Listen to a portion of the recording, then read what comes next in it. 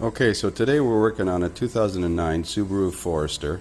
Customer complains that they were driving the vehicle and a light came on in the dash. In this case, the traction control light, which is the picture of the car skidding with the line through it.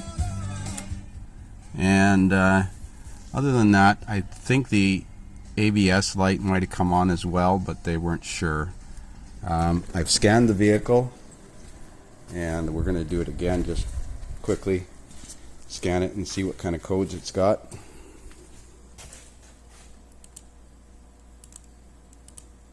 I'm in the ABS. I've already done a network scan, and the network scan showed a code in the ABS, so I'm going to do it again, just the ABS system. And it has the C0057 vehicle dynamics control interruption because of engine instructions in history, and a C0071 steering angle power supply malfunction in history. I don't know if they're related. I'm not sure. Come on, focus. So let's check Troubleshooter and see what it suggests for this. So I'm going to go into Troubleshooter here, and the ABS code tips C00 chassis control C0057. Vehicle dynamics control module and hydraulic control unit are integrated into a single unit consisting of both the electrical and physical components needed to aid the driver in maintaining better control of the vehicle in cases the vehicle loses traction while traveling or quick maneuvering is necessary. What are the fault code set conditions here? Fault code sets when a fault is detected in the communication circuit for either the TCM or the ECM. Possible causes: CAN communication issue, poor connector contact. Boy, that's pretty vague. Wow, it's not doing it today. It didn't do it on the way over here when the customer drove it here. It did it yesterday or the day before. Let's check the other code. Can't remember what it was now. Let's go back in the vehicle history here and have a look while we're here. That steering angle power supply malfunction was there in 2016. So was the C0057 code. It's been there before. I had an immobilizer issue one time and it wouldn't crank, and then it fixed itself. There's that C0057 code that was there in September of 17. These are all recorded in this scanner's history. 9/12/17 vehicle dynamics control interruption. Same thing.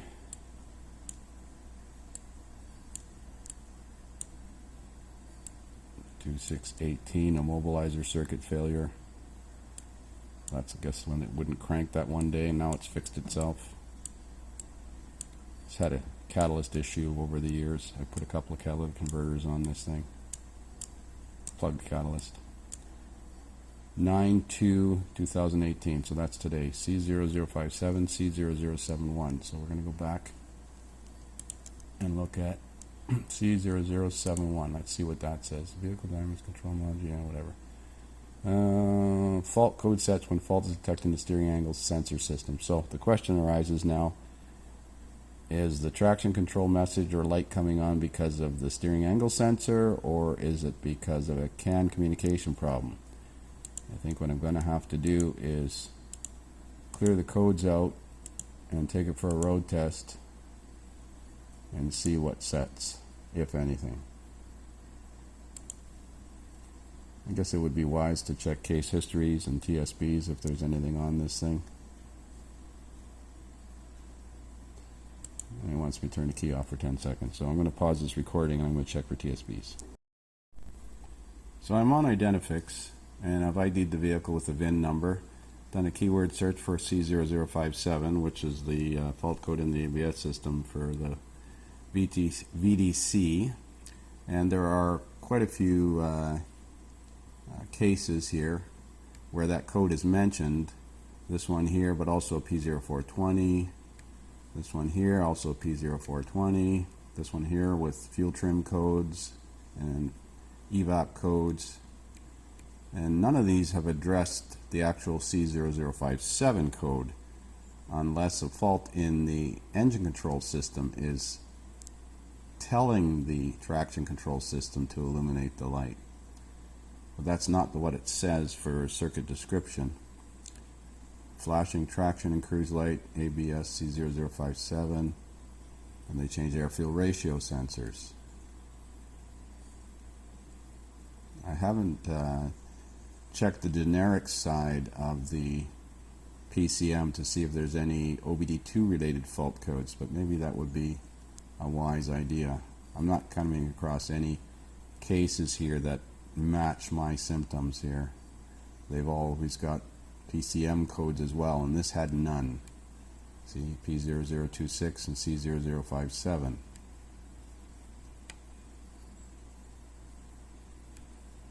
This one here was fixed by replacing a blown fuse, but that would be a consistent problem. So let's go into the generic side of the PCM and see if there's any fault codes on the generic side. I don't think it shows up in engine, but we'll try it anyways.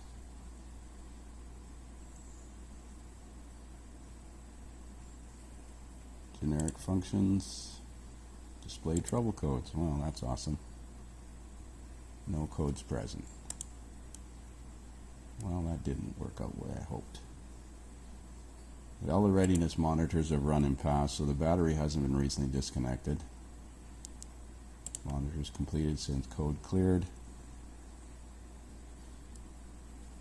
So everything's test complete, test complete, test complete. This shows up in the network scan on this Veris Edge when you do it, and it all showed test completed and run. So the battery hasn't been recently disconnected. So I think we're back to square one. Let's go for a road test and see what kind of code's set. So I went for a short road test, less than a kilometer, and the check engine light came on and the vehicle dynamics control light came on. I thought I felt a stumble in the engine, almost like a misfire. I also noticed the cruise light started flashing, as you see. The seatbelt light's flashing because I'm not wearing it. I was monitoring data in the ABS system, but now I'm starting to think I need to be looking at data in the engine system. So I haven't shut it off now. I'm going to exit out of here and see if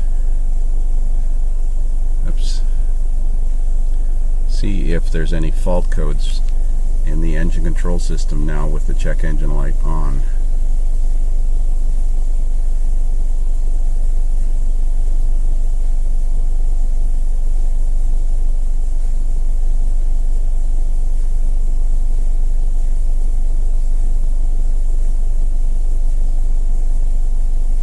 Let's try manufacturer specific codes, current codes.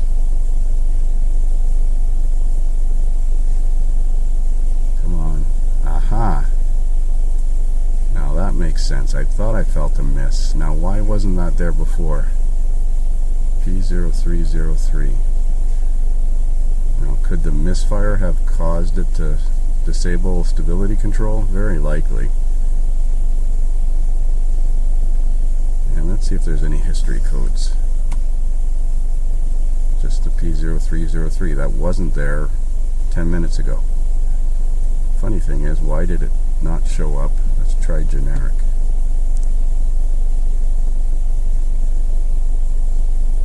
Yeah, P0303.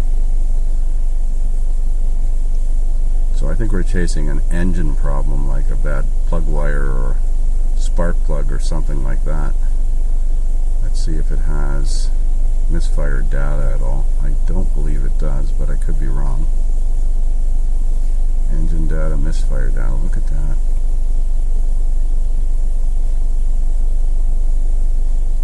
Let's see how this snap-on scanner displays misfire data here.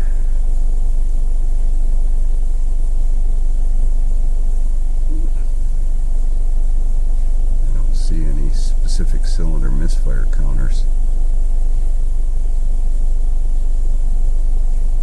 Oh, roughness monitor counts. Isn't that special? Roughness monitor number 2, roughness monitor number 4, roughness monitor number 1. Let's try brake torquing this thing.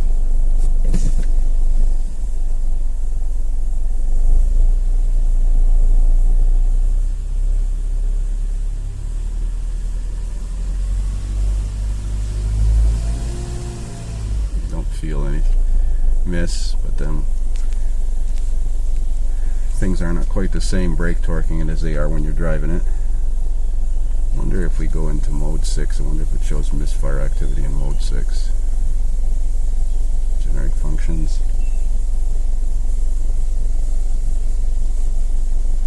Let's see, mode 6.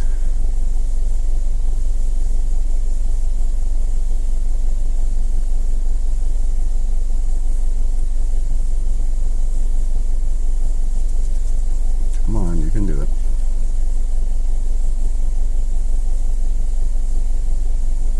Misfire cylinder 1.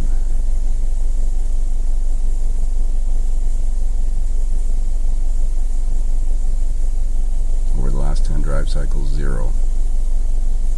Misfire cylinder 2.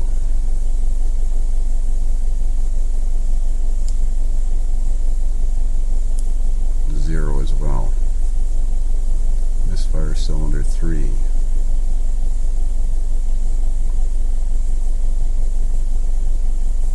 Aha. 84 misses, 70 on the last drive cycle, on this current drive cycle. And misfire cylinder 4.